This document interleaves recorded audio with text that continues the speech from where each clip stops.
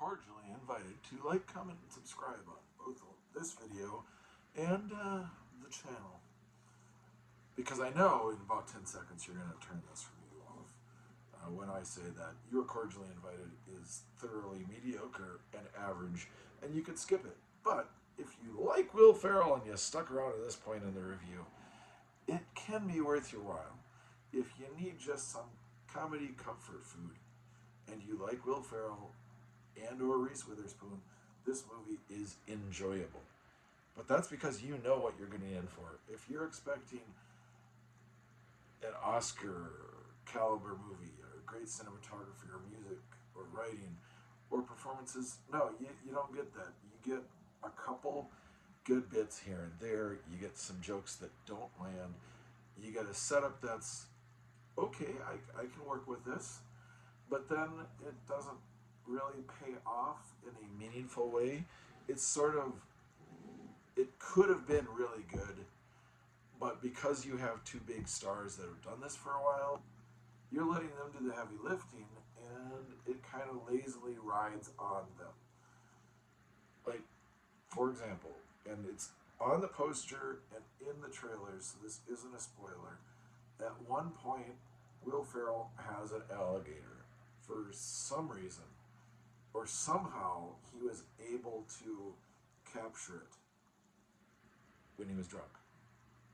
Maybe his superpowers, I don't know. It doesn't show his capturing, it just shows that it's in the bedroom. And I don't know exactly why he got it. It's just there for a set piece and to show how he's distraught over something about his daughter's wedding. Because the setup is that his daughter's getting married and Reese Witherspoon's sister's getting married, and they're at the same part, and something happens at the same location that's an island that they're kind of like stuck on. But he could have theoretically gone 200 miles away to get reservations for the wedding, but then they decide, oh, we'll do them both at the same time, we'll work this out.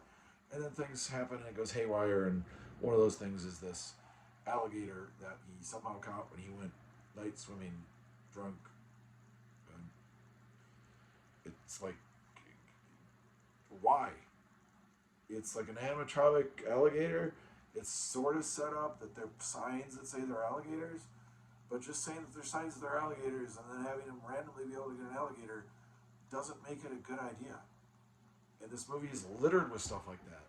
That as an individual joke or an individual setup, it's kind of funny. Like, it's a funny situation that he's tackling an alligator and it gets loose, and then they have to take care of it, and then they have to explain to everybody else in both wedding parties how this alligator randomly got up a flight of stairs into a room that wasn't intentional at all. Yeah, it's that kind of movie. But there's some good parts. There's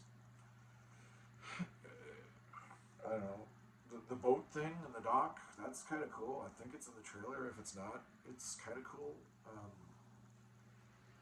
You kind of sense with the character that plays the boat captain that that person might be up to a little no good. It's funny how one of the grooms is basically a professional dancer, and it's like, do they want that in the movie? Do they not want that in the movie or in the wedding parties? And it sort of gets in there, but it also leads to some other hijinks, which leads to confusion.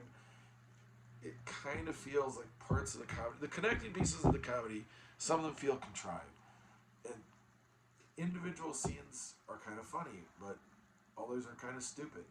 There's a nice cameo by an NFL player that's kind of, but the lead up to it and some of the fake TV shows are kind of good.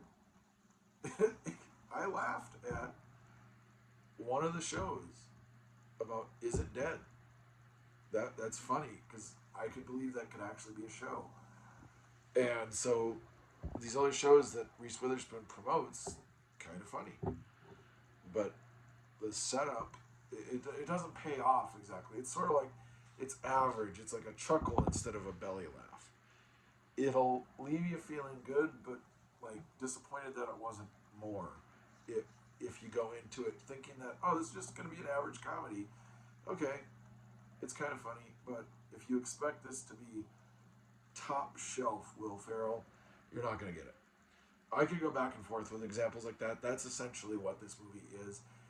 It also did not get a theatrical release at all, which is why I wasn't going to talk about it.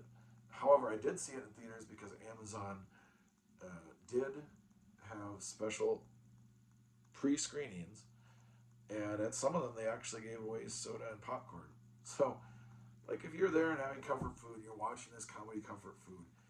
It's a thoroughly mediocre, average movie that kind of feels like a missed opportunity. But with these streaming services, sometimes you get that. It's content. It's funny content. And if it was better funny content, it would probably have been released theatrically. But since Will Ferrell is in it and Reese Witherspoon is in it, they can tease it theatrically. And okay, it's that's what it is. It's better than some of the other theatrically released movies. I will give it that. It's kind of on par with Wolfman in that Wolfman's a monster movie, monster universe movie. You really like seeing that. It has a lot of potential and some interesting concepts, but it kind of fails in what it's trying to say. You're Cordially Invited. It's one of those comedies that you want to see in theaters. You don't see a bunch of comedies anymore. It's got some good stars, and it's got some good concepts and what it might say, but it kind of fumbles the ball and doesn't really get there. And they're okay to watch in the background or have on streaming, but they're just so movies, missed opportunities.